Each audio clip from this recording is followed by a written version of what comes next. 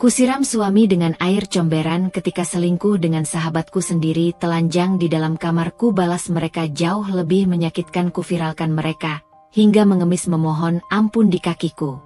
Sebelum cerita dimulai, silahkan tulis di kolom komentar dari daerah mana saja teman-teman yang menonton cerita ini. Jangan lupa like dan subscribe agar channel ini bisa semakin berkembang dan mempersembahkan cerita yang lebih menarik lagi.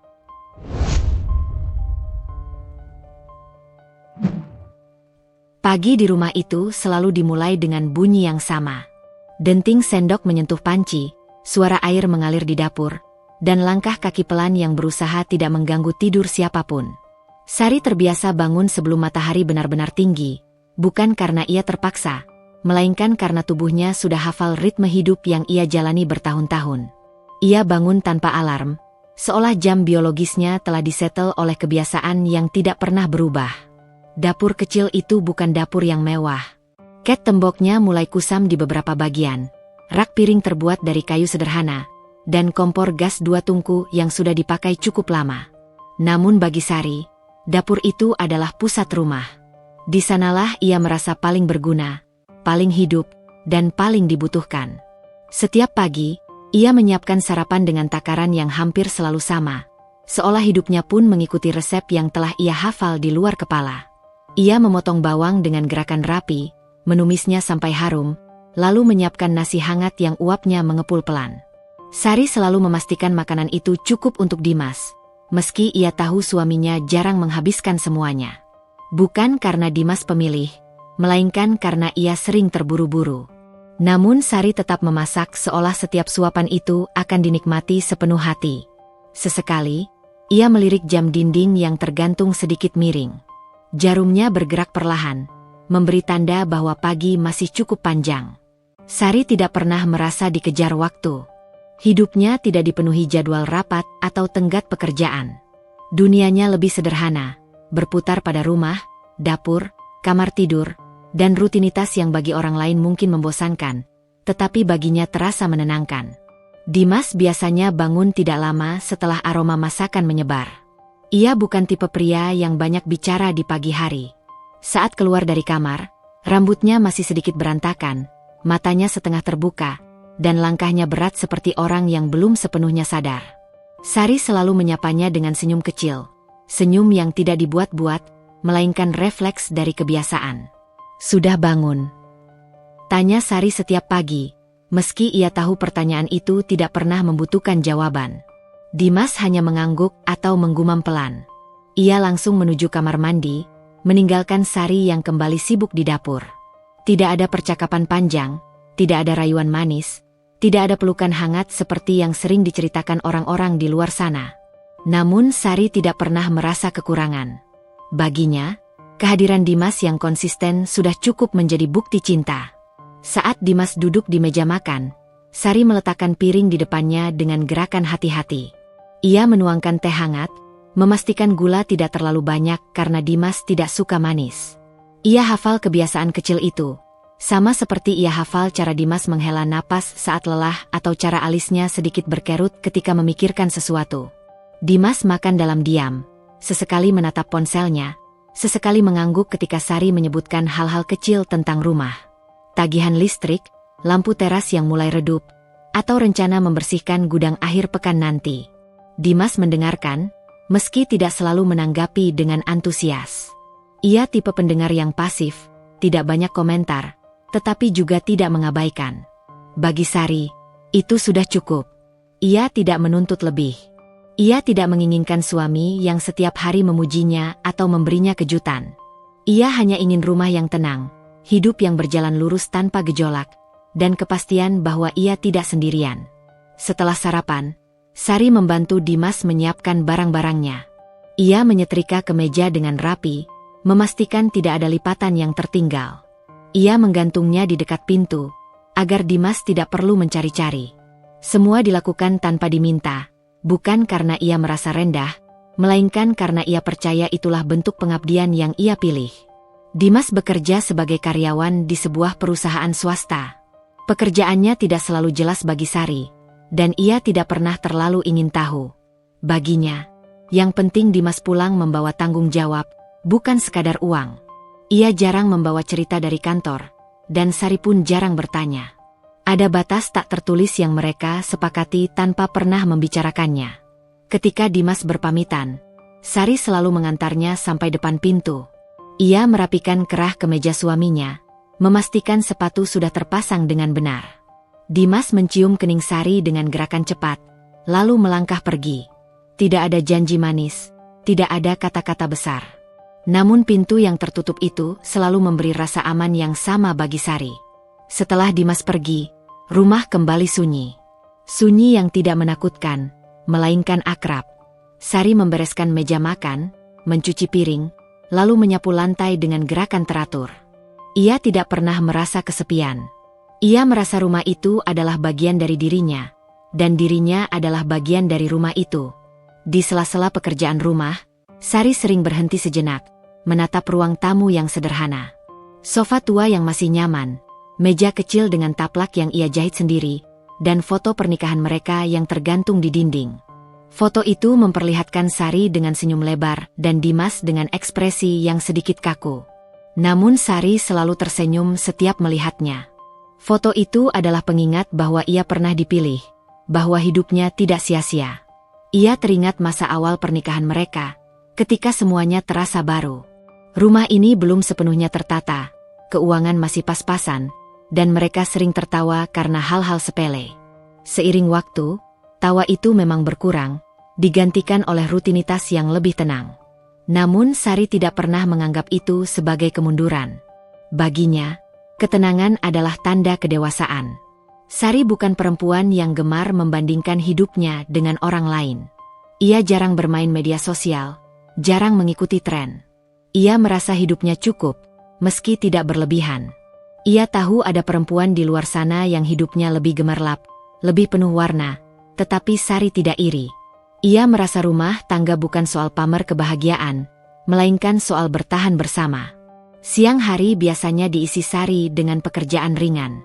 Menjahit, merapikan lemari, atau sekadar duduk di teras sambil menikmati angin. Tetangga sering menyapanya, dan Sari selalu membalas dengan ramah. Ia dikenal sebagai perempuan yang baik, tidak banyak bicara, dan jarang mengeluh. Tidak ada gosip buruk tentangnya. Tidak ada cerita dramatis yang melekat pada namanya. Jika ada yang bertanya tentang rumah tangganya, Sari selalu menjawab singkat, baik-baik saja. Dan jawaban itu bukan kebohongan. Ia sungguh merasa hidupnya baik-baik saja. Tidak sempurna, tetapi cukup stabil untuk membuatnya merasa aman. Sore hari, Sari kembali ke dapur. Ia menyiapkan makan malam dengan perasaan yang sama seperti pagi tadi. Ada kepuasan kecil saat ia melihat masakan matang dengan sempurna. Ia membayangkan Dimas pulang, duduk di meja makan, dan menikmati hasil kerjanya. Imajinasi sederhana itu selalu membuatnya tersenyum. Nama Rina pertama kali muncul di kepala Sari bukan sebagai orang lain, melainkan sebagai bagian dari dirinya sendiri. Ia bukan sekadar sahabat, bukan pula sekadar teman lama. Rina adalah sosok yang hadir dalam banyak fase hidupnya. Bahkan sebelum Sari mengenal arti rumah tangga, tanggung jawab, dan rasa aman yang kini ia jaga dengan sepenuh hati. Sari mengenal Rina sejak masa SMA, di usia ketika hidup masih terasa ringan dan masalah terasa besar hanya karena hati belum cukup kuat untuk menampungnya. Mereka duduk sebangku di kelas 2, dipertemukan bukan oleh kesamaan hobi atau latar belakang keluarga, melainkan oleh keadaan yang sama-sama membuat mereka merasa tidak sepenuhnya diterima oleh lingkungan sekitar. Sari yang pendiam dan cenderung menarik diri, bertemu dengan Rina yang ceria tapi sering menyembunyikan kesedihan di balik tawa yang terlalu lantang. Pertemanan mereka tumbuh bukan dari banyaknya kesamaan, melainkan dari saling memahami tanpa perlu terlalu banyak bertanya. Ada hari-hari ketika Sari datang ke sekolah dengan mata sembab karena masalah keluarga, dan Rina akan duduk di sampingnya tanpa berkata apa-apa, hanya menyodorkan tisu dan membiarkannya menangis. Ada pula hari-hari ketika Rina tiba-tiba menghilang dari kelas, dan Sari yang mencarinya ke belakang sekolah, menemukannya duduk sendiri sambil menatap kosong ke arah lapangan. Mereka saling menyelamatkan dengan cara yang sederhana. Tidak ada janji besar, tidak ada sumpah setia yang diucapkan dengan dramatis. Hanya kehadiran yang konsisten dan rasa aman yang tumbuh perlahan. Dari situlah ikatan itu terbentuk, kuat dan sulit digoyahkan oleh apapun. Ketika masa SMA berakhir, banyak pertemanan yang ikut berakhir. Namun tidak dengan mereka. Meski sempat terpisah oleh kesibukan masing-masing, Sari dan Rina selalu menemukan jalan kembali satu sama lain. Mereka bertukar kabar, berbagi cerita, dan saling menjadi tempat pulang ketika hidup terasa terlalu berat. Rina adalah orang pertama yang tahu ketika Sari memutuskan menikah dengan Dimas. Ia datang dengan mata berbinar, memeluk Sari erat-erat, dan menangis bukan karena sedih, melainkan karena merasa sahabatnya akhirnya menemukan tempat berlabuh. Rina pula yang membantu Sari memilih kebaya, menenangkan hatinya di malam sebelum pernikahan, dan berdiri di sampingnya saat semua terasa terlalu cepat. Bagi Sari, kehadiran Rina dalam hidupnya adalah berkah. Ia tidak pernah merasa cemburu ketika Rina dekat dengan orang-orang di sekitarnya. Justru sebaliknya, ia merasa bangga. Bangga karena sahabatnya adalah perempuan yang mudah disukai, hangat, dan selalu membawa suasana menjadi lebih hidup. Setelah Sari menikah dan menempati rumah kecilnya bersama Dimas, Rina menjadi tamu yang paling sering datang. Tidak ada jadwal khusus, tidak ada pemberitahuan panjang. Kadang Rina muncul di pagi hari dengan membawa roti, kadang sore hari dengan sekantong buah, kadang hanya datang untuk duduk sebentar dan bercerita. Sari tidak pernah merasa terganggu. Baginya, rumah itu juga rumah Rina. Rina datang tanpa basa-basi, membuka pintu sambil memanggil nama Sari dengan suara khasnya. Ia duduk di sofa, melepas sepatu, dan langsung bercerita tentang apapun yang ia alami hari itu. Sari mendengarkan dengan penuh perhatian, sesekali tertawa, sesekali mengangguk.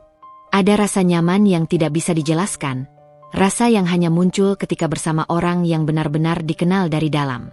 Dimas pada awalnya tidak banyak terlibat. Ia menyapa Rina dengan sopan, menawarkan minum, lalu kembali dengan kegiatannya sendiri. Namun seiring waktu, kehadiran Rina menjadi bagian dari rutinitas rumah itu. Dimas mulai ikut duduk, ikut mendengarkan cerita, bahkan sesekali ikut tertawa ketika Rina melontarkan candaan. Sari memperhatikan semua itu dengan perasaan yang tidak pernah bercampur curiga. Ia justru merasa lega.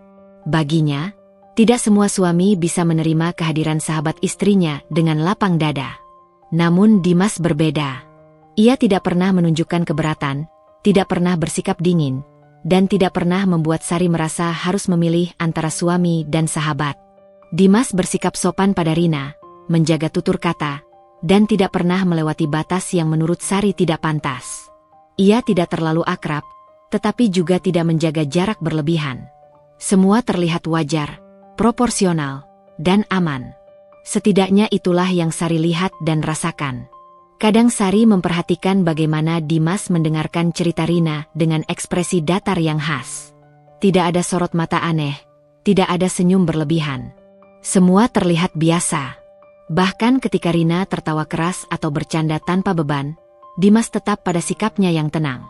Bagi Sari, itu adalah bukti bahwa ia bisa mempercayai suaminya sepenuhnya. Rina sendiri tidak pernah bersikap aneh. Ia tetap memanggil Dimas dengan sebutan yang sopan, tidak pernah terlalu dekat secara fisik, dan selalu menjaga sikapnya sebagai tamu. Ia sering membantu Sari di dapur, mencuci piring, atau sekadar menemani sambil bercerita. Kehadirannya tidak pernah terasa mengganggu, justru mengisi kekosongan yang kadang muncul di rumah itu. Sari sering berpikir bahwa hidupnya beruntung. Ia memiliki suami yang bertanggung jawab dan sahabat yang setia. Dua hal yang tidak semua orang dapatkan sekaligus. Ia tidak pernah merasa perlu waspada, tidak pernah merasa harus berjaga-jaga. Baginya, kepercayaan adalah fondasi, dan fondasi itu terasa kokoh. Ada hari-hari ketika Rina datang lebih lama dari biasanya. Ia duduk di ruang tamu hingga malam, makan bersama mereka, dan ikut menonton televisi. Sari tidak pernah mempermasalahkan. Ia justru senang melihat rumahnya ramai, hidup, dan penuh suara. Ia merasa rumah itu tidak hanya miliknya dan Dimas, tetapi juga tempat aman bagi orang-orang yang ia cintai. Dalam percakapan ringan, Rina sering memuji rumah tangga Sari. Ia mengatakan Sari beruntung memiliki Dimas, pria yang tenang dan bertanggung jawab. Sari selalu tersenyum mendengarnya, meski ia tidak pernah merasa hidupnya sempurna. Namun pujian itu tetap membuat hatinya hangat. Dimas pun sesekali memuji Rina sebagai sahabat yang baik. Ia mengatakan Sari beruntung memiliki teman seperti Rina. Kalimat itu sederhana, diucapkan tanpa emosi berlebih, tetapi cukup untuk membuat Sari merasa yakin bahwa hidupnya berada di jalur yang benar. Tidak ada rasa cemburu dalam hati Sari. Tidak sedikit pun. Ia percaya bahwa cinta tidak perlu dijaga dengan kecurigaan. Ia percaya bahwa kepercayaan adalah bentuk cinta paling dewasa. Dan selama ini, tidak ada satupun kejadian yang membuatnya merasa harus menarik kepercayaan itu kembali. Sari sering mengenang masa lalu mereka bertiga dengan perasaan hangat. Ia merasa hidupnya kini dikelilingi oleh orang-orang yang tulus. Ia tidak pernah membayangkan bahwa orang-orang yang paling ia percaya suatu hari akan menjadi sumber luka terdalam. Pikiran itu bahkan tidak pernah melintas di benaknya. Bagi Sari, Rina adalah saudara yang tidak lahir dari rahim yang sama, dan Dimas adalah pasangan hidup yang ia pilih dengan penuh keyakinan. Dunia terasa seimbang, stabil, dan aman. Ia tidak merasa perlu mempersiapkan diri untuk apapun selain hari esok yang serupa dengan hari ini. Di malam hari, ketika Rina akhirnya pulang dan rumah kembali sunyi, Sari sering merasa bersyukur. Ia merasa hidupnya dikelilingi oleh kehangatan yang cukup. Ia tidak tahu bahwa rasa aman itu sedang dibangun terlalu tinggi, di atas fondasi yang kelak akan retak tanpa peringatan. Untuk saat ini, yang ia tahu hanyalah satu hal, ia percaya. Dan kepercayaan itu ia berikan sepenuhnya, tanpa sisa, tanpa syarat, dan tanpa sedikit pun kecurigaan. Pada awalnya, Sari tidak menganggap apa yang ia lihat sebagai sesuatu yang patut dipikirkan lebih jauh. Hidup rumah tangga, menurutnya, memang terdiri dari perubahan-perubahan kecil yang datang tanpa pengumuman. Tidak semua perubahan berarti masalah, dan tidak semua keganjilan harus dicurigai. Ia percaya pada itu, dan keyakinan tersebut membuatnya selalu mencari penjelasan yang paling sederhana untuk segala hal yang terasa berbeda. Dimas mulai lebih sering membawa ponselnya kemana-mana. Jika sebelumnya ponsel itu diletakkan begitu saja di meja makan atau di atas lemari saat ia pulang kerja, kini benda kecil itu hampir selalu berada dalam jangkauan tangannya. Saat ke kamar mandi, ponsel ikut dibawa. Saat makan, ponsel diletakkan di samping piring, layar menghadap ke bawah. Saat duduk di ruang tamu, ponsel berada di genggamannya, meski tidak selalu ia gunakan. Sari menyadari perubahan itu tanpa sengaja. Tidak ada momen khusus yang membuatnya berhenti dan berkata bahwa sesuatu sedang berubah. Ia hanya menangkapnya sebagai detail kecil, seperti seseorang yang menyadari posisi kursi yang bergeser sedikit, tapi tidak merasa perlu mengembalikannya ke tempat semula. Ia melihat, lalu melupakannya. Ia tahu dunia kerja Dimas menuntut komunikasi yang cepat. Mungkin ada urusan kantor yang lebih intens, atau tanggung jawab baru yang membuat Dimas harus selalu siap dihubungi. Pikiran itu terasa masuk akal. Sari tidak ingin menjadi istri yang terlalu banyak bertanya, apalagi mencurigai hal-hal yang belum tentu benar. Ia memilih diam, seperti yang selalu ia lakukan ketika menghadapi sesuatu yang tidak sepenuhnya ia pahami. Rina juga mulai lebih sering datang ke rumah di waktu-waktu yang berbeda dari biasanya. Jika dulu ia datang ketika Sari memiliki banyak waktu luang, kini Rina sering muncul justru saat Sari sedang sibuk. Saat Sari tengah membersihkan rumah, saat ia sibuk di dapur, atau saat ia harus keluar sebentar untuk urusan kecil. Rina datang dengan wajah yang sama ramahnya, dengan suara yang sama cerianya, seolah tidak ada yang berubah. Sari tidak pernah merasa terganggu oleh kehadiran Rina. Namun ada kalanya ia merasa sedikit tidak enak karena tidak bisa menemani sahabatnya dengan penuh perhatian. Ia sering meminta maaf karena harus mondar-mandir, meninggalkan Rina di ruang tamu bersama Dimas. Rina selalu menjawab dengan senyum, mengatakan bahwa tidak masalah, bahwa ia bisa menunggu, atau bahkan membantu. Dimas dan Rina terlihat berbincang ringan ketika Sari tidak ada di ruangan. Sari tidak pernah menguping, tidak pernah berusaha mendengarkan dari balik pintu.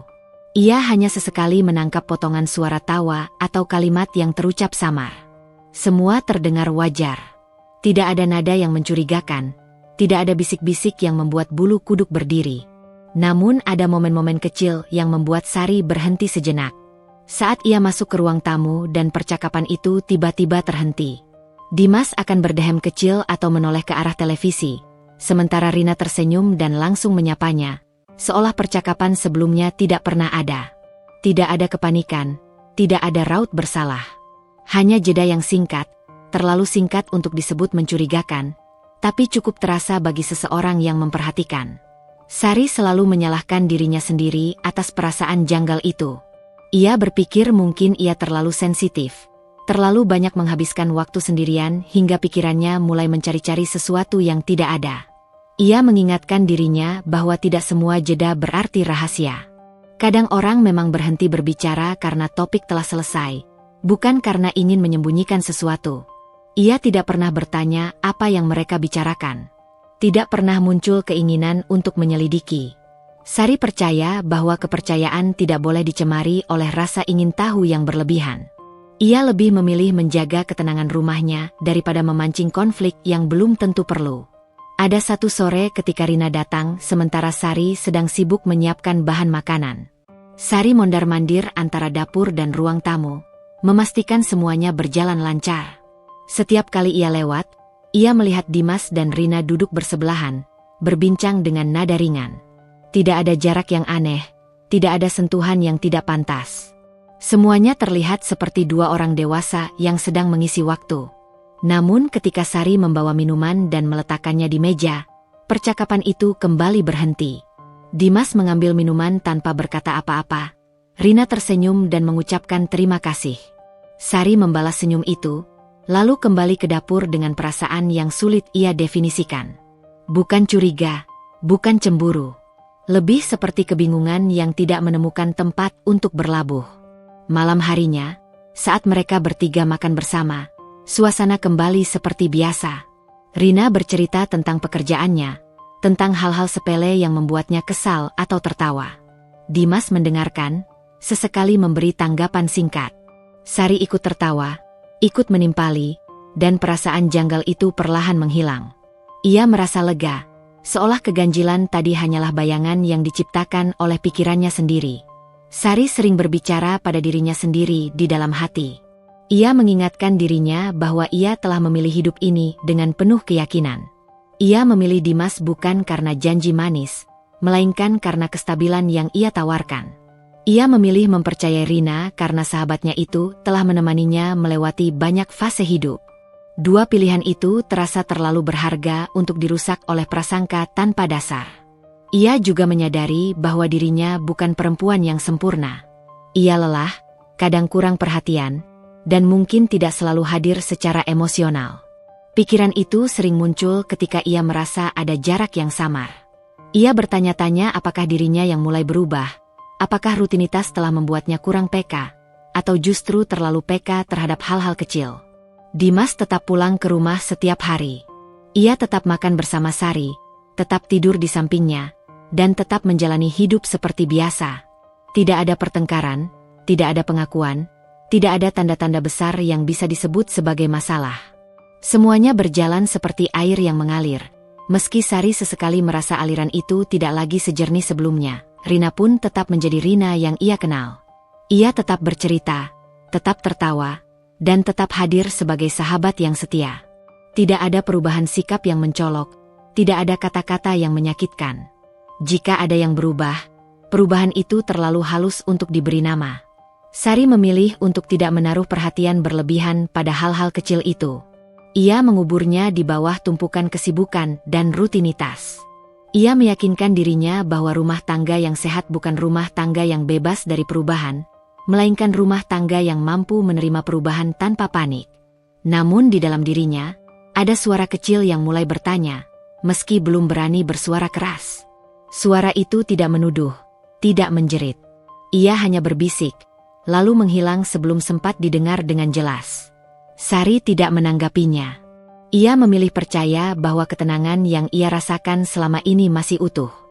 Pada akhirnya, Sari menutup hari-harinya dengan keyakinan yang sama seperti sebelumnya. Bahwa apa yang ia lihat hanyalah potongan kecil dari hidup yang terus bergerak. Bahwa tidak semua keganjilan adalah pertanda buruk. Bahwa rasa aman tidak perlu dipertanyakan selama belum ada alasan yang benar-benar kuat.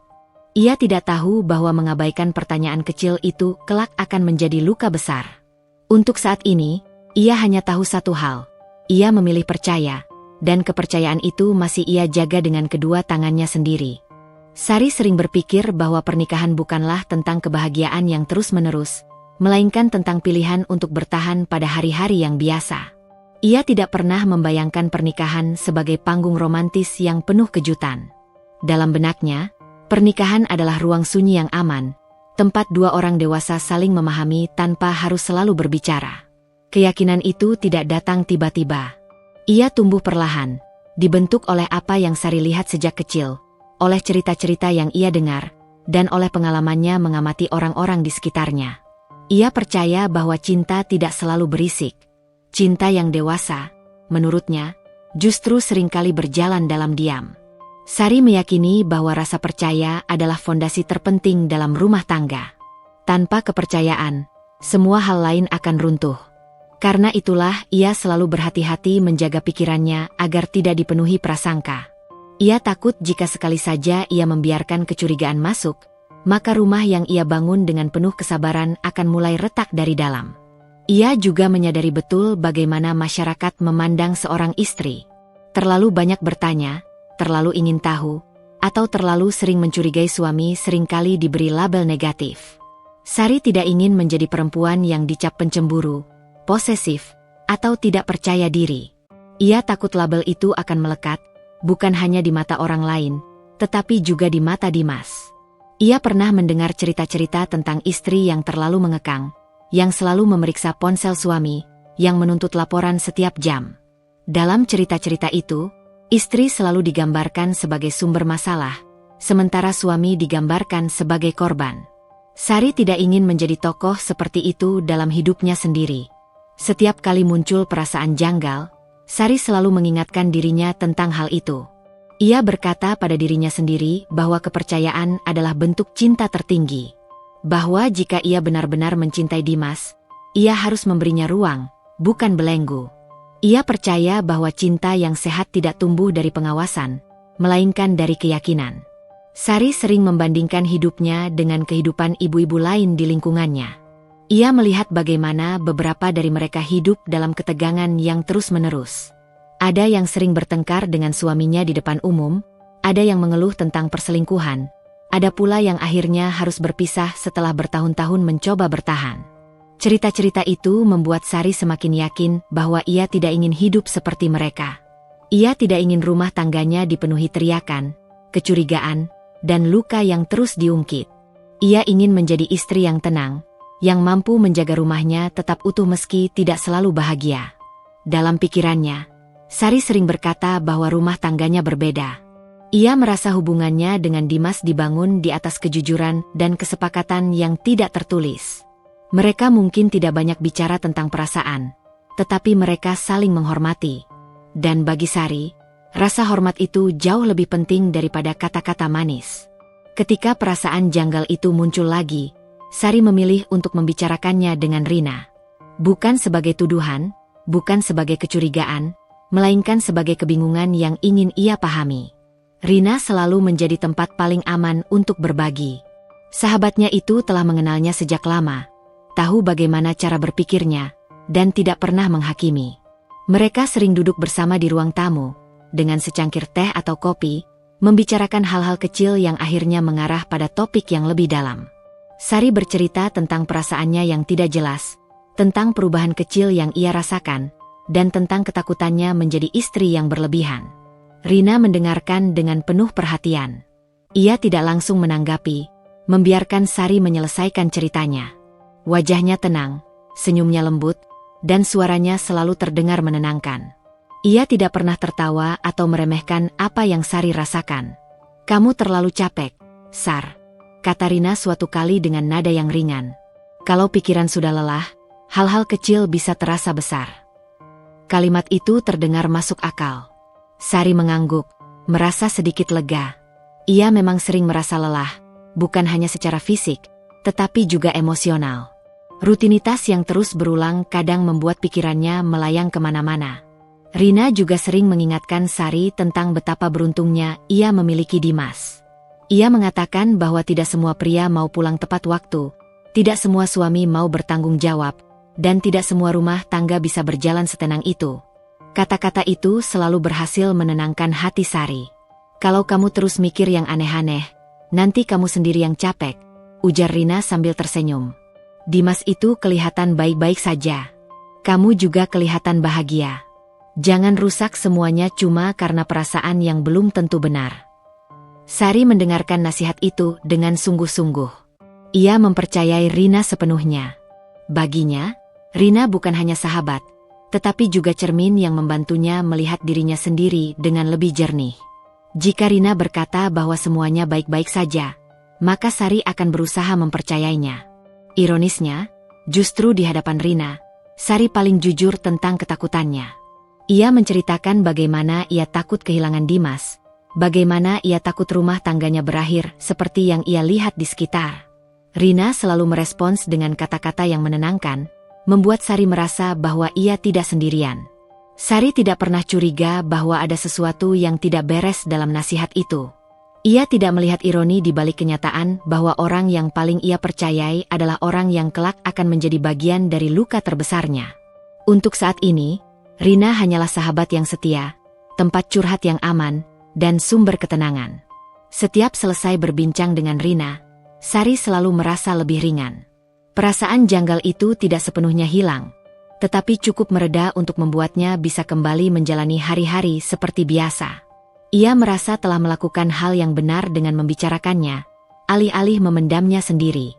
Sari kembali menguatkan keyakinannya tentang pernikahan. Ia mengatakan pada dirinya bahwa setiap hubungan pasti memiliki fase ragu. Yang membedakan hubungan yang bertahan dan yang runtuh adalah bagaimana seseorang menyikapi keraguan itu. Ia memilih untuk tidak memperbesar, tidak menyelidiki, dan tidak menuduh. Ia percaya bahwa menjadi istri yang baik berarti mampu mengendalikan rasa takutnya sendiri. Ia tidak ingin membiarkan ketakutan itu menguasai pikirannya dan merusak kepercayaan yang telah ia bangun. Ia ingin menjadi perempuan yang kuat, yang tidak mudah goyah oleh bisikan-bisikan kecil. Namun di balik semua keyakinan itu, ada satu hal yang tidak ia sadari. Bahwa kepercayaan yang ia berikan tanpa batas membuatnya rentan. Bahwa keyakinannya tentang pernikahan, yang ia anggap sebagai benteng, justru menjadi pintu masuk bagi luka yang lebih dalam. Sari menutup hari-harinya dengan perasaan bahwa ia telah melakukan yang terbaik. Ia percaya pada suaminya, ia percaya pada sahabatnya, dan ia percaya pada pilihannya sendiri. Ia tidak tahu bahwa terlalu percaya kadang bukan tanda kekuatan, melainkan celah yang menunggu untuk dilukai. Untuk saat ini, Sari masih berdiri tegak di atas keyakinannya. Ia belum tahu bahwa suatu hari nanti, ia akan menoleh ke belakang dan menyadari bahwa semua tanda itu pernah ada, pernah ia lihat, dan pernah ia abaikan dengan penuh keyakinan.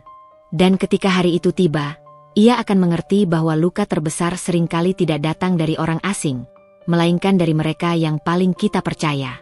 Perubahan itu tidak datang dengan suara keras. Ia tidak mengetuk pintu atau meminta izin untuk masuk. Ia hanya hadir perlahan, seperti udara malam yang merembes ke sela-sela jendela tanpa disadari. Sari tidak bisa menunjuk satu hari tertentu dan berkata bahwa sejak saat itu semuanya berubah. Yang ia rasakan hanyalah jarak yang tumbuh pelan, nyaris tak terlihat, tetapi cukup nyata untuk membuat dadanya terasa lebih sunyi dari biasanya. Dimas mulai lebih sering pulang larut. Bukan larut yang dramatis, bukan pula disertai alasan yang mencurigakan. Ia tetap memberi kabar, tetap mengatakan bahwa pekerjaannya menumpuk, bahwa ada hal-hal yang harus diselesaikan. Nada suaranya tetap datar, sama seperti sebelumnya. Tidak ada kegugupan, tidak ada kebohongan yang terasa jelas. Semua terdengar wajar, terlalu wajar untuk diperdebatkan. Sari menerima penjelasan itu tanpa bantahan. Ia tahu dunia kerja tidak selalu ramah. Ia tahu tanggung jawab seringkali menuntut lebih dari yang bisa dibagi. Ia tidak ingin menjadi istri yang mengeluh hanya karena waktu pulang yang bergeser. Ia menenangkan dirinya dengan pikiran bahwa Dimas bekerja keras demi mereka, demi rumah yang ia rawat setiap hari. Namun malam-malam mulai terasa berbeda. Meja makan yang biasanya diisi 2 piring kini sering hanya terisi 1. Sari tetap memasak seperti biasa, tetap menyiapkan makanan dengan porsi yang sama, lalu menyimpannya kembali ketika Dimas belum juga pulang. Ia tidak membuang makanan itu, seolah dengan menyimpannya, ia juga menyimpan harapan bahwa semua akan kembali seperti semula. Komunikasi mereka perlahan menjadi lebih dangkal. Percakapan yang dulu meski singkat tetap terasa hadir, kini berubah menjadi pertukaran kalimat yang fungsional. Pertanyaan dijawab seperlunya, cerita disampaikan tanpa detail. Tidak ada lagi obrolan ringan sebelum tidur, tidak ada lagi tanya jawab yang meski sederhana tetap membuat Sari merasa dilibatkan. Dimas sering tampak lelah. Ia pulang dengan wajah letih, langsung mandi, lalu berbaring. Sari mencoba membuka percakapan, menanyakan harinya, menanyakan apakah ada sesuatu yang mengganggunya. Jawaban Dimas selalu singkat, tidak kasar, tidak menolak, tetapi juga tidak membuka ruang. Sari tidak memaksa. Ia memilih diam, meyakinkan dirinya bahwa memberi ruang adalah bentuk perhatian. Namun diam itu pelan-pelan berubah menjadi jarak. Sari merasakannya saat ia duduk sendirian di ruang tamu, menonton televisi tanpa benar-benar memperhatikan isinya. Ia merasakannya saat ia berbicara pada dirinya sendiri di dapur, hanya untuk mengisi kekosongan. Ia merasakannya ketika malam terasa terlalu panjang dan pagi datang terlalu cepat. Rumah yang dulu terasa akrab kini terasa berbeda. Bukan karena berubah bentuk, melainkan karena suasananya tidak lagi sama. Dinding-dinding itu masih berdiri di tempatnya, perabotan tidak bergeser, tetapi Sari merasa ada sesuatu yang hilang. Ia tidak bisa menjelaskannya dengan kata-kata, hanya merasakannya sebagai kekosongan yang tidak kasat mata. Di tengah perasaan itu, Rina justru semakin sering hadir. Kehadirannya membawa suara, tawa, dan cerita-cerita yang membuat rumah kembali terasa hidup. Rina datang dengan energi yang berbeda, dengan cara berbicara yang penuh semangat, seolah ingin mengisi ruang yang kosong tanpa diminta. Sari menyambut kehadiran Rina dengan perasaan campur aduk. Ia senang karena tidak lagi merasa sendirian, tetapi juga merasa aneh karena kehadiran sahabatnya justru lebih terasa dibanding kehadiran suaminya sendiri. Namun ia menolak pikiran itu. Ia mengatakan pada dirinya bahwa Rina hanya ingin menemani, bahwa sahabat memang seharusnya hadir saat dibutuhkan. Rina sering datang di sore hari, ketika Sari mulai merasa lelah oleh kesunyian. Mereka duduk bersama di ruang tamu, berbincang tentang hal-hal ringan. Rina bercerita dengan antusias, tertawa tanpa beban, dan sesekali membantu Sari di dapur. Rumah kembali dipenuhi suara, dan untuk sesaat, Sari merasa normal kembali. Ketika Dimas pulang dan mendapati Rina di rumah, ia menyapa seperti biasa. Tidak ada perubahan sikap yang mencolok. Namun Sari mulai memperhatikan bahwa Dimas terlihat lebih santai ketika Rina ada. Ia berbicara lebih banyak, tertawa lebih lepas, dan duduk lebih lama di ruang tamu. Semua itu terjadi tanpa drama, tanpa gestur berlebihan. Tetapi bagi Sari, perbedaan kecil itu cukup terasa. Ia mencoba tidak memikirkan hal tersebut. Ia mengatakan pada dirinya bahwa mungkin Dimas hanya merasa lebih rileks ketika suasana ramai. Mungkin kehadiran Rina mengingatkannya pada masa-masa yang lebih ringan, tanpa beban pekerjaan. Pikiran-pikiran itu terdengar masuk akal, dan Sari memilih untuk mempercayainya. Namun ada satu momen yang membuat Sari merasa benar-benar asing di rumahnya sendiri. Suatu malam, ia keluar dari kamar setelah mengganti pakaian, dan mendapati Dimas dan Rina duduk berhadapan di ruang tamu. Mereka tertawa pelan, membicarakan sesuatu yang membuat suasana terasa hangat. Ketika Sari muncul, tawa itu berhenti sejenak, lalu berlanjut dengan nada yang berbeda. Tidak ada yang salah dengan adegan itu. Tidak ada sikap mencurigakan, tidak ada jarak yang dilanggar. Namun Sari merasakan sesuatu yang sulit ia jelaskan. Ia berdiri di ambang pintu, merasa seperti orang yang baru datang, bukan pemilik rumah. Perasaan itu datang tiba-tiba, menusuk pelan, lalu mengendap di dadanya. Ia tersenyum, menyapa mereka, dan duduk bersama. Percakapan berlanjut, tetapi Sari merasa tertinggal. Ia tidak tahu topik sebelumnya, tidak tahu konteks tawa yang baru saja terjadi. Ia mendengarkan, berusaha mengikuti, tetapi perasaan asing itu tidak sepenuhnya pergi. Malam itu, saat Rina akhirnya pulang dan Dimas kembali ke kamar, Sari duduk sendirian di ruang tamu. Ia menatap sekeliling rumahnya, mencoba mencari apa yang berubah. Tidak ada yang tampak berbeda, tetapi ia tahu perasaannya tidak salah. Rumah itu masih miliknya, tetapi ia tidak lagi merasa sepenuhnya tinggal di dalamnya. Sari mulai sering merasa sendiri, bahkan ketika tidak benar-benar sendirian. Ia merasa hadir secara fisik, tetapi tidak secara emosional. Ia berbicara, tetapi tidak selalu didengar. Ia mendengarkan, tetapi tidak selalu dilibatkan. Perasaan itu tidak datang sebagai kesedihan yang meledak, melainkan sebagai keheningan yang terus bertambah. Ia tidak menceritakan perasaan itu pada siapapun, bahkan pada Rina. Ia merasa tidak pantas mengeluh. Ia takut dianggap berlebihan, takut dianggap tidak bersyukur. Ia kembali meyakinkan dirinya bahwa semua ini hanyalah fase, bahwa setiap rumah tangga pasti melewati masa-masa seperti ini. Namun di dalam dirinya, ada kesadaran kecil yang mulai tumbuh. Kesadaran bahwa rumah bukan hanya tentang tempat, melainkan tentang rasa. Dan rasa itu kini tidak lagi ia temukan sepenuhnya. Ia mulai merindukan kehadiran Dimas yang dulu, bukan secara fisik, tetapi secara emosional. Rina terus hadir, terus membawa tawa, terus mengisi ruang. Sari merasa terbantu, tetapi juga merasa semakin jauh dari pusat rumah tangganya sendiri. Ia tidak menyadari bahwa pusat kejanggalan kini telah berpindah. Bukan lagi pada tanda-tanda kecil yang bisa diabaikan, melainkan pada rasa yang tidak bisa dipungkiri. Di malam-malam yang sunyi, Sari berbaring di samping Dimas dan menatap langit-langit kamar. Ia mendengarkan napas suaminya yang teratur, merasakan kehadirannya yang nyata namun terasa jauh. Ia bertanya-tanya kapan jarak itu mulai terbentuk, dan mengapa ia baru menyadarinya sekarang. Keputusan Sari untuk pulang lebih cepat malam itu tidak dilandasi firasat apapun. Ia tidak terbangun dengan dada sesak, tidak pula diliputi kegelisahan yang sulit dijelaskan. Semua terjadi dengan cara yang terlalu biasa untuk dicurigai. Pekerjaan kecil yang seharusnya memakan waktu lebih lama selesai lebih cepat dari perkiraannya. Dan hujan yang mulai turun membuatnya enggan berlama-lama di luar.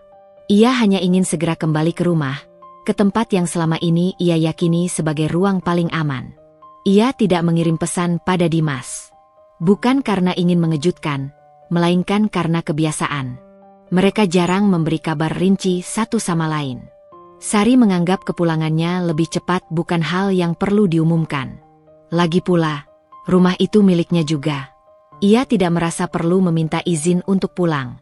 Perjalanan pulang terasa singkat.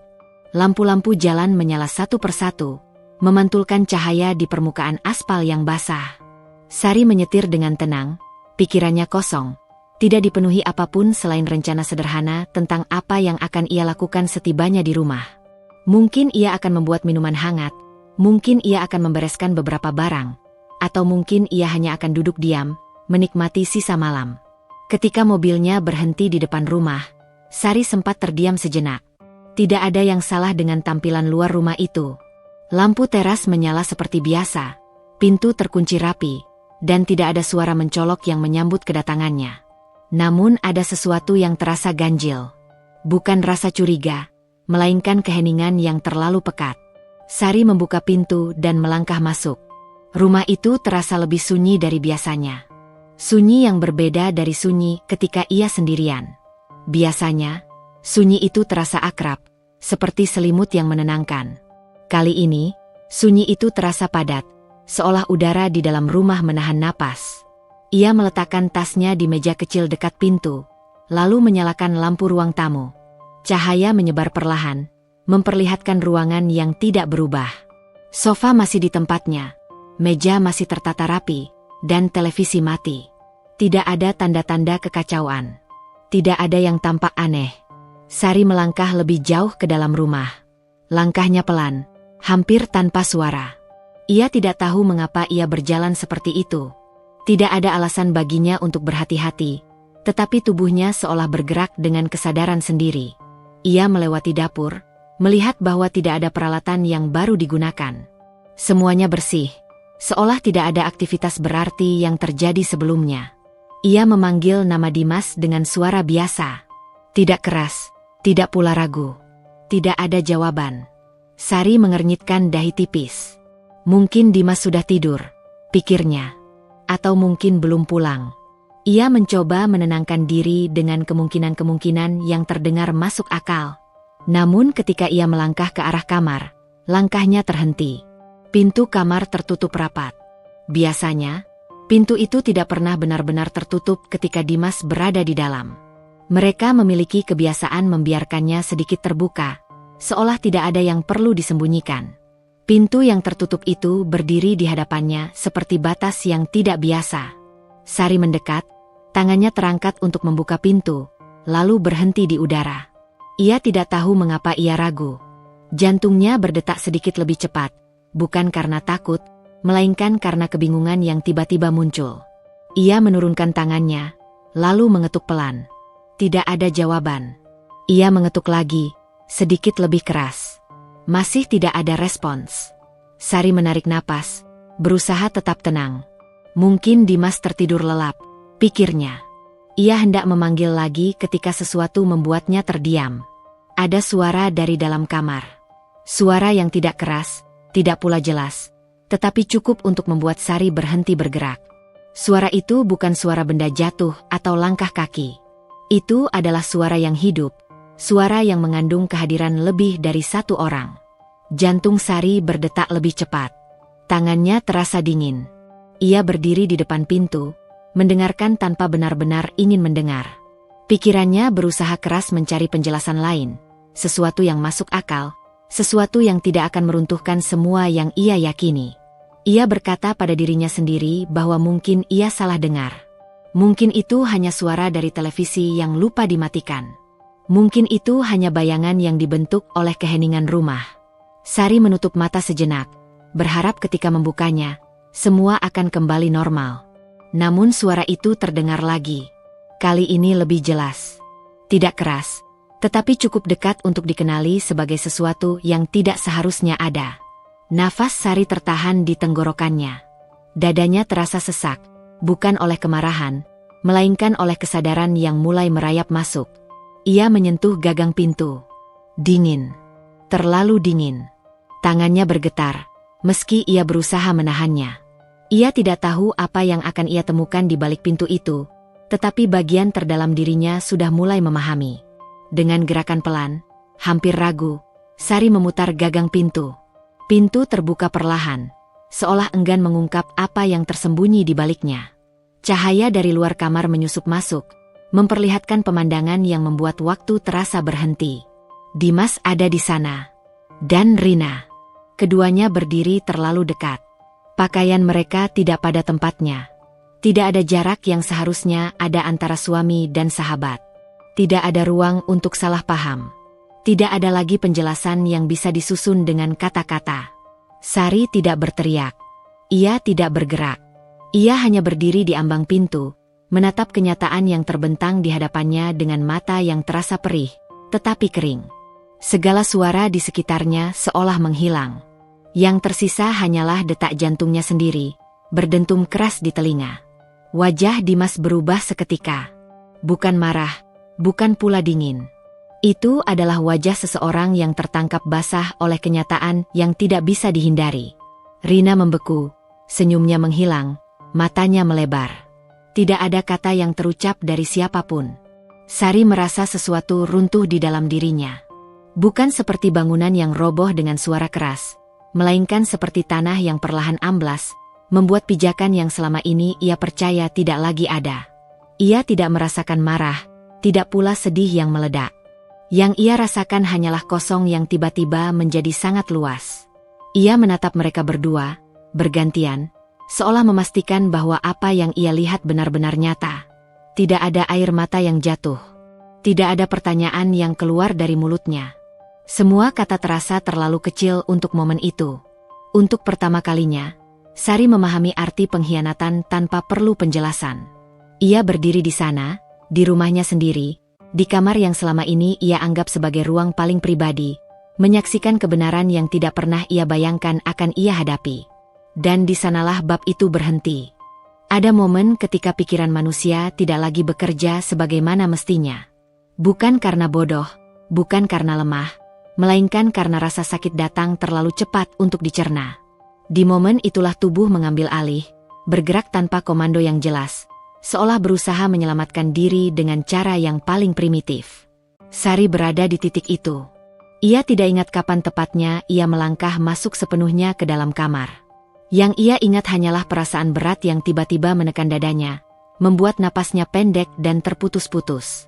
Udara terasa menipis, seperti ditarik keluar dari ruangan sedikit demi sedikit. Ia mendengar sesuatu pecah di dalam kepalanya, bukan suara nyata, tetapi sensasi yang begitu jelas hingga membuatnya hampir terhuyung. Rina bergerak lebih dulu. Bukan ke arah Sari, bukan pula untuk menjelaskan apapun. Ia mundur setapak, wajahnya pucat, tubuhnya gemetar. Tidak ada lagi senyum, tidak ada lagi ketenangan yang selama ini menjadi cirinya. Wajah itu bukan lagi wajah sahabat. Itu wajah seseorang yang ketahuan mencuri sesuatu yang tidak seharusnya ia sentuh. Dimas berdiri kaku. Tubuhnya tinggi, bahunya lebar, tetapi seluruh wibawanya runtuh dalam 1 detik. Ia terlihat kecil, lebih kecil dari yang pernah Sari lihat selama ini. Tidak ada kata keluar dari mulutnya. Tidak ada upaya untuk mendekat. Ia hanya berdiri, seperti patung yang kehilangan fungsi. Sari menatap mereka tanpa berkedip. Ada jeda singkat, sangat singkat, ketika pikirannya mencoba mencari pegangan. Namun yang ia temukan hanyalah kehampaan. Semua keyakinan yang ia bangun bertahun-tahun runtuh sekaligus, tanpa sisa. Lalu tubuhnya bergerak. Ia berbalik, melangkah keluar kamar dengan langkah cepat yang tidak terkontrol. Kakinya membawanya ke arah belakang rumah, ke area yang jarang ia kunjungi kecuali untuk urusan-urusan kasar yang tidak ingin ia bawa ke dalam rumah. Di sana ada saluran air, ember-ember tua, dan bau yang selalu ia hindari. Air comberan. Sari tidak berpikir tentang simbol, tidak pula tentang dampak. Tangannya meraih ember besar yang biasa digunakan untuk membersihkan selokan. Bau menyengat langsung menusuk hidungnya, membuat perutnya mual. Namun rasa itu kalah oleh gelombang lain yang jauh lebih kuat, amarah, jijik, dan rasa dikhianati yang tidak bisa diberi nama. Ia mengangkat ember itu dengan tenaga yang bahkan tidak ia tahu ia miliki. Air di dalamnya bergoyang, hampir tumpah. Tangannya gemetar, bukan karena berat, tetapi karena sesuatu di dalam dirinya sedang pecah. Saat ia kembali ke kamar, pemandangan itu masih ada. Tidak berubah. Rina masih di sana, menunduk, tubuhnya berusaha menutupi diri dengan gerakan panik. Dimas masih berdiri di tempat yang sama, wajahnya tegang. Matanya menatap Sari dengan campuran takut dan tidak percaya. Tidak ada peringatan. Tidak ada kata. Sari mengayunkan ember itu dengan 1 gerakan penuh. Air comberan tumpah, menyebar ke udara sebelum jatuh menghantam tubuh yang menjadi sasarannya. Bau busuk langsung memenuhi ruangan, menyatu dengan jeritan yang pecah tanpa bentuk. Rina menjerit lebih dulu, suara tinggi yang bukan lagi bahasa, melainkan refleks ketakutan. Tubuhnya tersentak, mundur, terpeleset, lalu jatuh ke lantai. Dimas ikut terkena cipratan. Tidak sebanyak Rina, tetapi cukup untuk merobek sisa harga dirinya. Ia tersentak, mundur, dan untuk pertama kalinya, ia tampak benar-benar tidak berdaya. Ia bukan lagi suami yang tenang, bukan kepala rumah tangga yang stabil. Ia hanyalah seorang pria yang tertangkap dalam kehinaan. Sari tidak berhenti. Jeritan keluar dari mulutnya, kasar, patah, dan penuh amarah yang selama ini ia pendam tanpa sadar. Tidak ada kalimat yang tersusun rapi. Tidak ada makian yang indah. Hanya suara pecah yang lahir dari dada yang terlalu lama menahan diri. Ia tidak tahu apa yang ia teriakan. Ia tidak peduli. Yang ia tahu hanyalah bahwa rasa sakit itu harus keluar, harus diluapkan, atau ia akan hancur dari dalam. Rina menangis. Tangisnya bukan tangis penyesalan yang tenang, melainkan tangis panik seseorang yang baru menyadari bahwa dunia tidak lagi berpihak padanya. Tangannya gemetar, tubuhnya meringkuk, wajahnya tertutup oleh rasa malu yang tidak bisa dibersihkan hanya dengan air. Dimas mencoba melangkah maju, tetapi langkah itu terhenti. Ia melihat mata Sari, mata yang tidak pernah ia lihat sebelumnya. Tidak ada cinta di sana. Tidak ada kesabaran. Yang ada hanyalah kehampaan dingin yang membuatnya mundur lagi. Harga dirinya sebagai suami runtuh sepenuhnya di momen itu.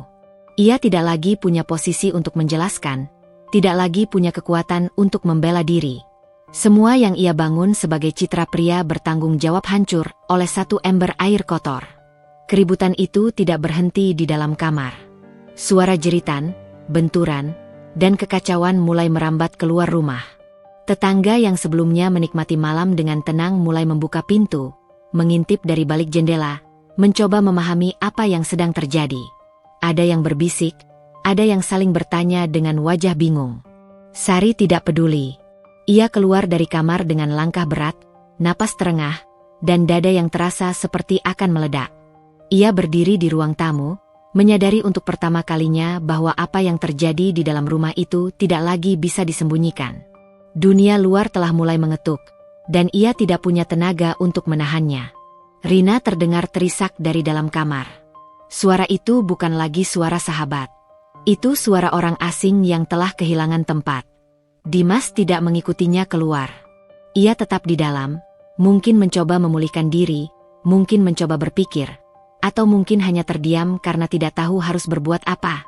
Sari berdiri di tengah rumahnya sendiri, rumah yang kini terasa seperti medan perang. Bau air comberan masih tercium, bercampur dengan bau keringat dan ketakutan. Semua terasa nyata, terlalu nyata untuk dianggap mimpi. Tetangga mulai berani mendekat. Ada yang memanggil nama Sari dengan suara ragu, ada yang berdiri di pagar, mencoba melihat lebih jelas. Sari menyadari tatapan-tatapan itu tanpa benar-benar melihat mereka. Ia tahu sejak malam itu, tidak ada lagi yang bisa kembali seperti semula. Namun tidak ada kepuasan di hatinya. Tidak ada rasa menang. Yang ada hanyalah kehancuran yang menyebar ke segala arah. Ia telah meluapkan amarahnya, tetapi rasa sakit itu tidak pergi. Ia telah mempermalukan mereka, tetapi dirinya sendiri ikut tercabik. Air comberan itu bukan hanya membasahi tubuh Rina dan Dimas, tetapi juga menyiram habis sisa ilusi yang selama ini ia jaga. Di malam itu, Sari kehilangan kendali. Namun lebih dari itu, ia kehilangan sesuatu yang jauh lebih berharga. Kepercayaan pada dirinya sendiri, pada penilaiannya, pada dunia yang ia anggap aman. Dan ketika suara-suara di luar semakin ramai, ketika bisik-bisik mulai menyebar, Sari menyadari satu hal dengan sangat jelas. Apa yang terjadi malam ini bukan akhir. Ini baru permulaan. Setelah semua suara mereda, rumah itu tidak kembali tenang. Ia hanya menjadi sunyi dengan cara yang berbeda. Bukan sunyi yang menenangkan, melainkan sunyi yang penuh sisa-sisa ledakan. Seperti medan perang setelah pertempuran usai, tanpa teriakan, tanpa tembakan, tetapi menyimpan bau mesiu dan jejak kehancuran. Sari duduk di lantai ruang tamu, punggungnya bersandar pada dinding, lututnya ditarik mendekat ke dada. Tubuhnya gemetar tanpa kendali. Bukan gemetar karena dingin, melainkan karena tubuhnya belum menerima sepenuhnya apa yang baru saja terjadi. Tangannya terasa mati rasa, ujung-ujung jarinya dingin, sementara perutnya bergejolak seperti ingin memuntahkan sesuatu yang tidak berbentuk. Ia tidak menangis. Air mata tidak datang, seolah tubuhnya menolak memberi pelampiasan semudah itu. Yang ada hanya mual yang naik perlahan, membuat tenggorokannya perih. Beberapa kali ia menutup mulut, menahan dorongan yang membuat dadanya naik turun tidak beraturan. Di dalam kamar, suara isak masih terdengar. Rina menangis tanpa henti, suaranya serak, terputus-putus, seperti orang yang kehabisan udara. Tangis itu tidak lagi memancing amarah di dada Sari. Tidak ada rasa puas, tidak ada rasa iba. Suara itu hanya terdengar seperti gema asing, tidak lagi memiliki makna personal. Dimas keluar dari kamar dengan langkah ragu. Wajahnya kusut, rambutnya basah, pakaiannya sudah berganti, tetapi sisa-sisa kehinaan masih melekat di tubuhnya.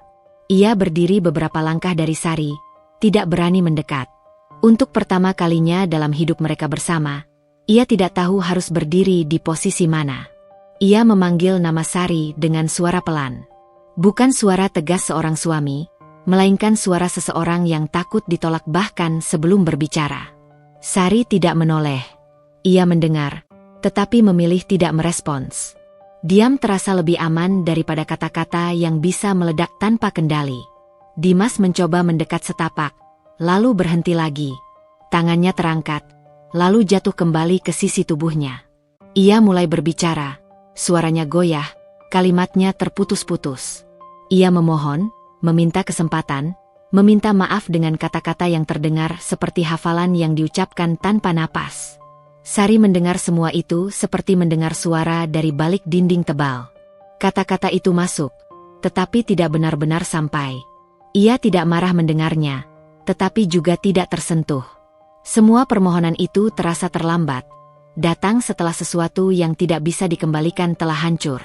Rina muncul di ambang pintu kamar. Wajahnya pucat, matanya sembab, tubuhnya dibalut pakaian seadanya.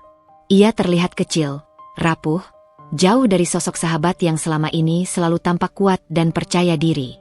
Ia menangis sambil menyebut nama Sari. Suaranya pecah, penuh penyesalan yang berhamburan tanpa arah. Namun bagi Sari, wajah itu sudah tidak memiliki tempat. Ia menatap ke depan, matanya kosong, pandangannya jatuh entah kemana. Rina bisa saja berdiri di sana atau menghilang, dan perasaan Sari tidak akan berubah. Ada jarak yang tidak bisa lagi dijembatani oleh air mata. Rumah itu kini terasa asing. Setiap sudutnya seolah menyimpan kenangan yang berubah bentuk. Sofa tempat mereka biasa duduk bersama kini terasa dingin. Meja makan yang sering menjadi saksi obrolan ringan kini tampak seperti benda mati tanpa cerita.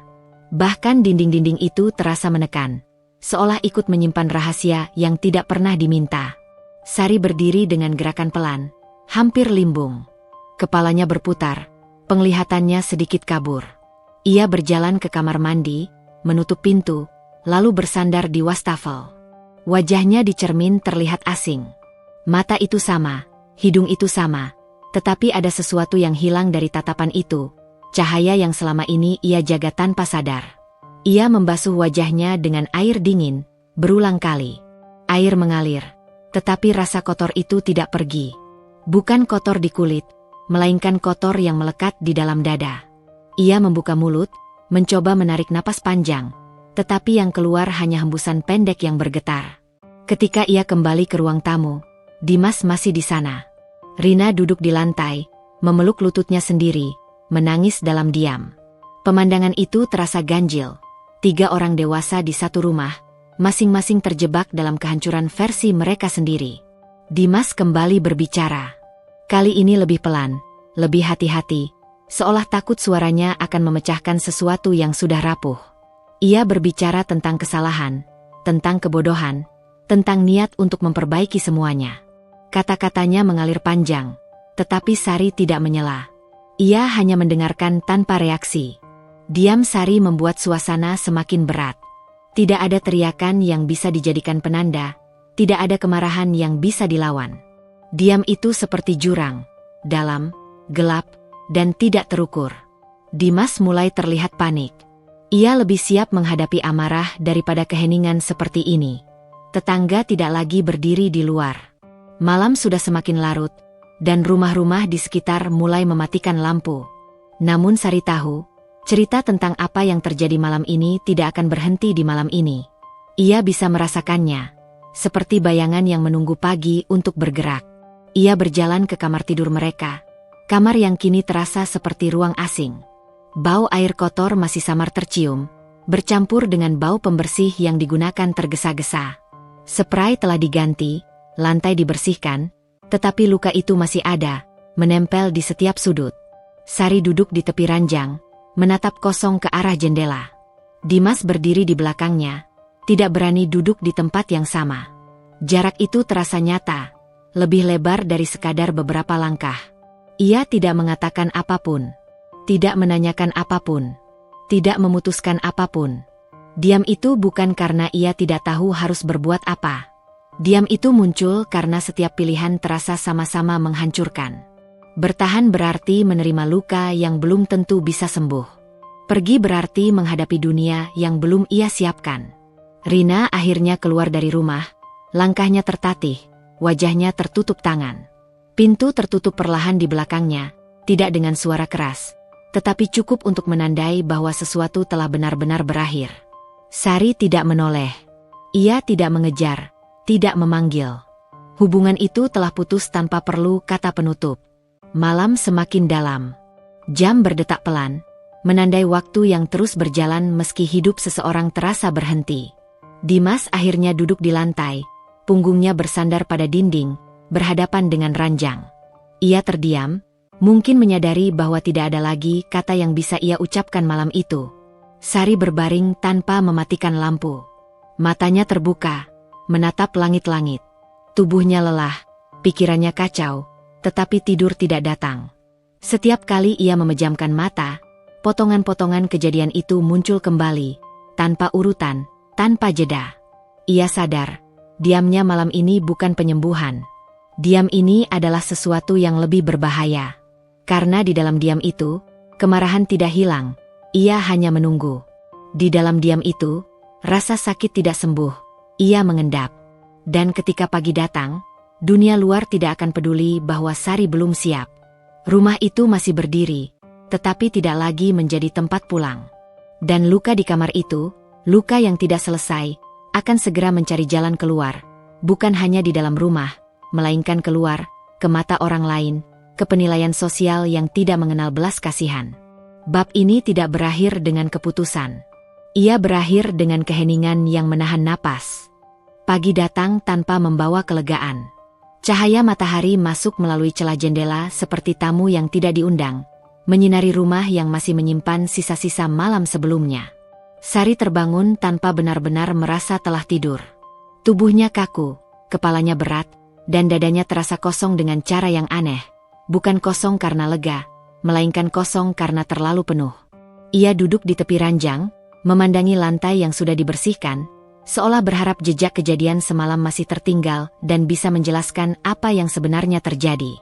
Namun yang ada hanyalah keheningan pagi dan suara aktivitas tetangga yang kembali berjalan normal. Dunia di luar bergerak seperti biasa, seakan rumahnya tidak sedang runtuh. Dimas sudah tidak ada di kamar.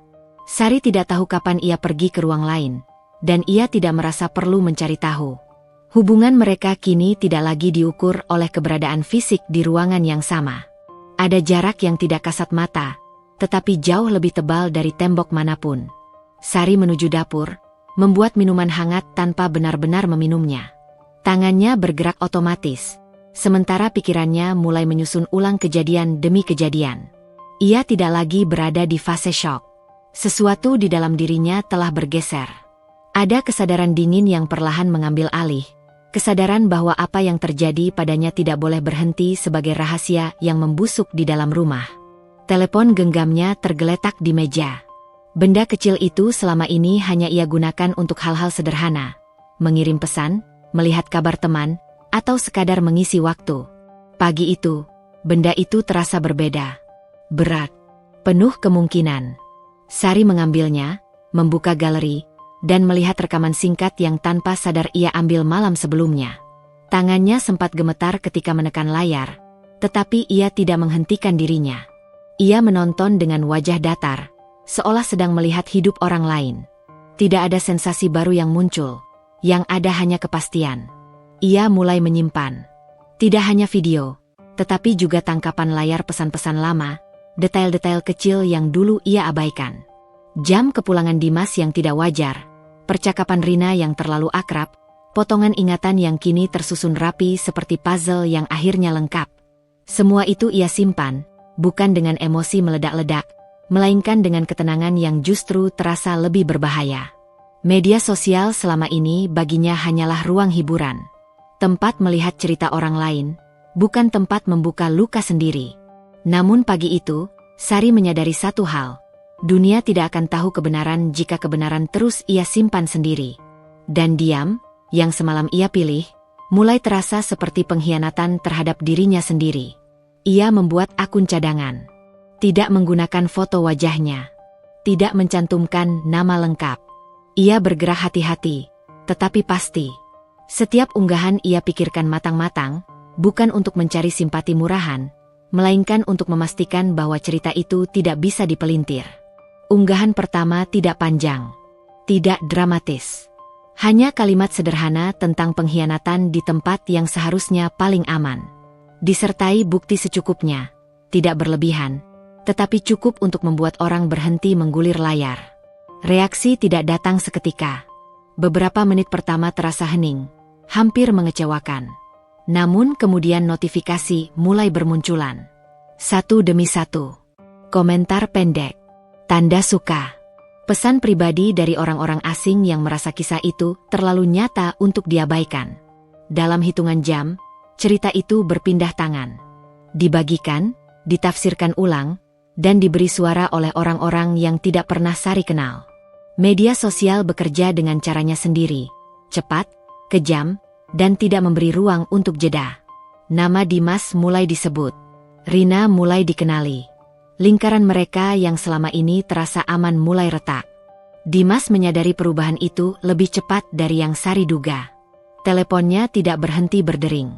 Pesan dari rekan kerja berdatangan, sebagian bertanya, sebagian menghakimi. Ia mencoba menghubungi Sari, tetapi panggilannya tidak diangkat. Untuk pertama kalinya, ia berada di posisi tidak didengar. Rina mengalami hal yang lebih brutal. Lingkungan sosial yang selama ini memujanya berbalik arah. Teman-teman yang dulu tertawa bersamanya mulai menjauh. Beberapa memutuskan hubungan secara terang-terangan, yang lain memilih diam, tetapi dengan jarak yang terasa menyakitkan. Ia tidak lagi diundang, tidak lagi disapa dengan hangat. Tekanan itu merembet ke pekerjaan. Dimas dipanggil oleh atasannya, diminta klarifikasi. Bukan karena urusan rumah tangga, melainkan karena citra yang kini tercoreng. Ia mencoba menjelaskan, tetapi kata-katanya terdengar lemah, seperti pembelaan yang datang terlambat. Kepercayaan, sekali retak, tidak mudah dipulihkan. Rina bahkan kehilangan pekerjaannya lebih cepat. Lingkungan kerjanya tidak siap menanggung skandal yang menyertainya. Ia dipanggil, diminta angkat kaki dengan alasan yang dibungkus rapi, tetapi maknanya jelas. Martabat yang selama ini ia jaga runtuh tanpa upacara. Sari menyaksikan semua itu dari kejauhan. Ia tidak merayakan, tidak pula menyesali. Ada rasa puas yang tipis, hampir tidak terasa, tetapi lebih dominan adalah kelelahan. Viral bukanlah kemenangan. Ia hanyalah alat, tajam, efektif, dan meninggalkan luka di semua sisi. Pesan-pesan terus berdatangan. Ada yang mendukung, ada yang menghakimi caranya, ada pula yang mencoba memanfaatkan kisahnya untuk sensasi. Sari belajar cepat untuk menyaring, menutup diri dari yang tidak perlu. Ia tidak sedang mencari panggung. Ia hanya memastikan bahwa kebenaran tidak lagi dikubur. Dimas akhirnya pulang lebih awal sore itu. Wajahnya kusut, langkahnya berat. Ia berdiri di ruang tamu, menatap Sari seperti orang asing yang tidak tahu harus memulai dari mana.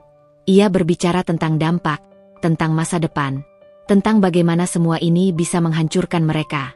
Namun kata mereka terdengar hampa. Sari mendengarkan dengan tenang. Tidak ada kemarahan yang tersisa untuk diluapkan. Ia telah memilih jalannya, dan ia tahu konsekuensinya tidak akan berhenti di sini. Dunia telah ikut campur, dan tidak ada tombol untuk mematikannya. Rina mengirim pesan panjang malam itu. Penuh tangis, penuh penyesalan, penuh permohonan agar semuanya dihentikan. Sari membaca pesan itu sekali, lalu meletakkan ponselnya tanpa membalas. Beberapa luka tidak membutuhkan jawaban. Diamnya kali ini bukan kebingungan, melainkan keputusan untuk tidak lagi menjadi tempat kembali. Hari-hari berikutnya berjalan seperti badai yang tidak kunjung reda. Nama mereka terus disebut, terus dibahas, terus dihakimi. Lingkungan yang dulu mengenal mereka dengan baik kini melihat mereka dengan kacamata baru. Tidak ada ruang untuk klarifikasi yang bersih. Opini publik telah terbentuk, dan ia tidak peduli pada niat. Sari berdiri di tengah semua itu, bukan sebagai pemenang, bukan pula sebagai korban pasif. Ia adalah seseorang yang memilih untuk tidak lagi menyembunyikan luka. Viral telah menjadi senjatanya, bukan untuk membunuh, tetapi untuk membuka mata, termasuk matanya sendiri.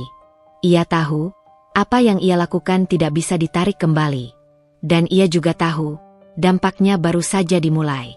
Konflik sosial ini akan menyeret lebih banyak orang, lebih banyak penilaian, dan lebih banyak kehilangan. Bab ini tidak berakhir dengan kepuasan. Ia berakhir dengan kenyataan bahwa ketika kebenaran keluar ke ruang publik, ia tidak lagi bisa dikendalikan oleh siapapun, termasuk oleh orang yang pertama kali membukanya. Tidak ada yang benar-benar siap menghadapi kehancuran orang lain secara langsung, terlebih jika orang itu pernah menjadi pusat hidupnya. Sari pun tidak. Meski ia telah melihat semuanya dari jauh, dari layar ponsel, dari pesan-pesan yang berdatangan, dari cerita yang beredar, kenyataan berdiri di hadapannya dengan wujud manusia yang hancur tetap menghadirkan perasaan yang sulit diberi nama. Hari itu sore, langit mendung, udara terasa berat. Rumah masih sama, tetapi rasanya tidak lagi memiliki batas antara ruang pribadi dan dunia luar. Segalanya telah terbuka. Sari duduk di ruang tamu, punggungnya tegak, wajahnya tenang dengan cara yang hampir menakutkan. Tidak ada riasan berlebih. Tidak ada usaha untuk terlihat kuat. Ia hanya hadir, sepenuhnya sadar, sepenuhnya terjaga. Dimas datang lebih dulu. Pintu terbuka pelan, seolah ia takut suara engselnya akan memicu sesuatu yang tidak siap ia hadapi. Wajahnya jauh berbeda dari pria yang dulu pulang dengan langkah mantap. Matanya cekung, bahunya turun, gerakannya ragu. Ia berhenti beberapa langkah dari Sari, seperti seseorang yang tidak yakin apakah masih punya hak untuk berada di ruangan itu. Ia tidak langsung bicara. Udara di antara mereka terlalu padat. Sari tidak menyambut, tidak mengusir. Ia membiarkan keheningan itu bekerja. Dalam diam, ia mengamati bagaimana seorang pria yang dulu ia percayai sepenuh hati kini berdiri tanpa wibawa, tanpa pijakan. Dimas akhirnya bergerak. Perlahan, ia menurunkan tubuhnya. Bukan duduk di sofa. Ia berlutut. Gerakan itu tidak dramatis, tidak diiringi tangis keras. Justru itulah yang membuatnya terasa berat. Lututnya menyentuh lantai dengan suara pelan, hampir tidak terdengar, tetapi cukup untuk menggetarkan sesuatu di dalam dada Sari. Ini bukan adegan yang pernah ia bayangkan. Bukan pula sesuatu yang ia rencanakan. Dimas menunduk. Tangannya gemetar ketika diletakkan di paha. Suaranya keluar lirih, pecah, tidak lagi terkontrol oleh logika. Ia memohon. Tidak dengan kata-kata indah. Tidak dengan janji besar. Ia memohon dengan sisa-sisa harga diri yang bahkan ia sendiri tidak yakin masih ia miliki. Ia berbicara tentang kehilangan, pekerjaan yang terancam, reputasi yang hancur, teman-teman yang menjauh. Ia menyebut nama Sari berulang kali, seolah nama itu satu-satunya jangkar yang tersisa. Ia berkata bahwa tanpa Sari, ia tidak punya apa-apa. Sari mendengarkan. Ia tidak bergerak, tidak mengangguk, tidak menolak. Wajahnya tetap tenang, matanya jernih, tetapi dingin. Di dalam dirinya, ada sesuatu yang mengeras. Bukan karena kebencian semata, melainkan karena kesadaran bahwa permohonan ini datang bukan dari cinta, melainkan dari ketakutan. Tak lama kemudian, pintu kembali terbuka. Rina berdiri di ambang pintu dengan tubuh yang tampak lebih kecil dari ingatan Sari tentang dirinya. Rambutnya diikat asal, wajahnya pucat, matanya merah dan bengkak. Tidak ada lagi aura percaya diri. Tidak ada lagi sikap hangat seorang sahabat. Yang tersisa hanyalah seseorang yang kelelahan oleh penghakiman dunia. Ia melangkah masuk dengan ragu, seolah setiap langkah membutuhkan izin yang tidak pernah diberikan. Ketika melihat Dimas berlutut, ia tersentak. Tangisnya pecah seketika, bukan tangis histeris, melainkan tangis tertahan yang akhirnya menemukan jalan keluar. Rina ikut berlutut. Gerakannya lebih tergesa, lebih rapuh. Ia tidak berusaha menjaga martabat. Ia tidak lagi peduli bagaimana ia terlihat.